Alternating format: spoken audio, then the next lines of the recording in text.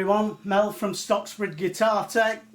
Another quick lesson for you today, and this one is going to be about microtonal bends. So these are sometimes called half bends.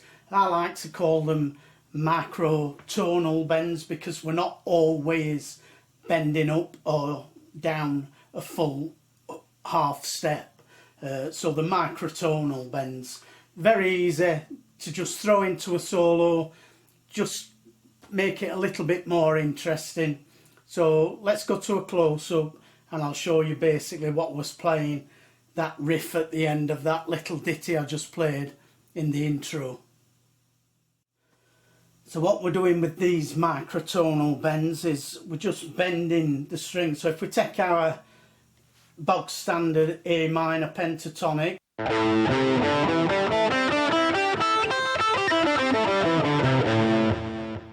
that you should all know by now. If not, go back and watch some of my earlier videos on the minor pentatonic scale.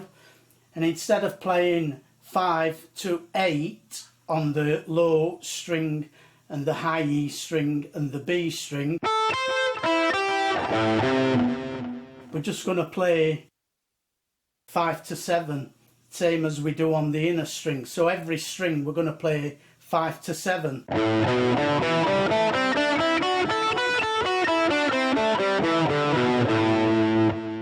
But on the strings where we should be playing the 8, we can bend that up. Now we can either bend it up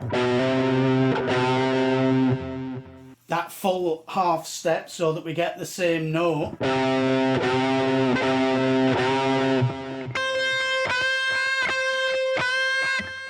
or we can just bend it just enough to notice.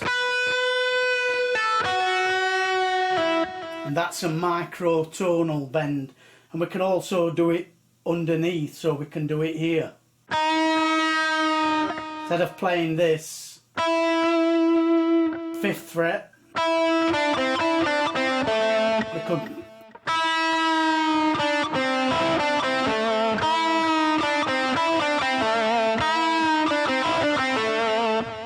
and it just gives it a bit more expression and a bit more feeling. Now obviously you don't want to go too mad, you don't want to be doing this all the time, but the idea is to practice these.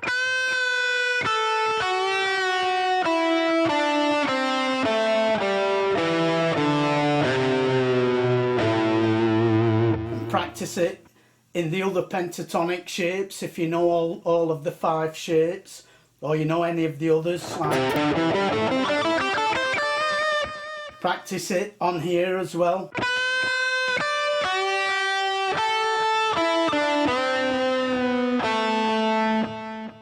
And get to know where those half step or nearly half step microtonal bends are.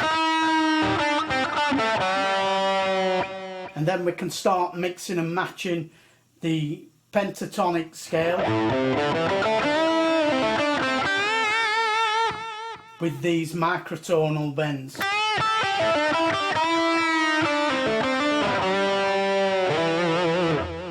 And also the Dorian scale as well, or Dorian pentatonic.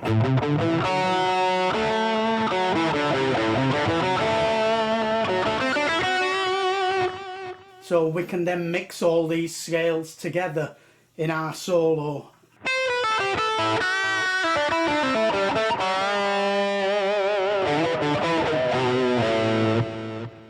So very easy to do. Just think in terms of 5 to 7 and then work around those. So go down to fret 4 for some, go up to fret 8 for some.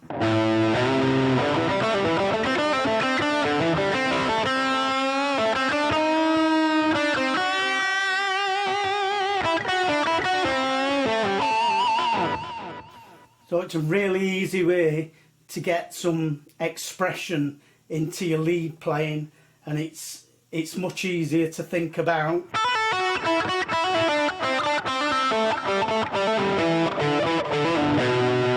Where we're just playing 5 to 7 than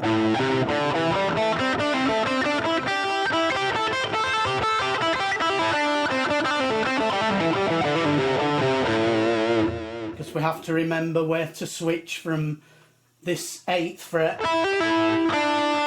to this 7th fret. But if we do this, we can just...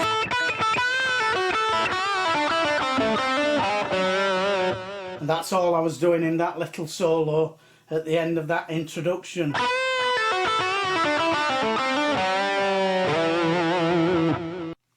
And that's the lesson from me today, guys. Don't neglect these microtonal bends and how useful and how powerful they can be.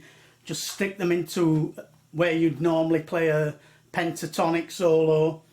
Stick one of these in every now and again. Mix and match the scales up. Minor pentatonic, Dorian, etc, etc, and you'll have some great sounding solos coming along in no time. But that's all from me today. Another quick one for you.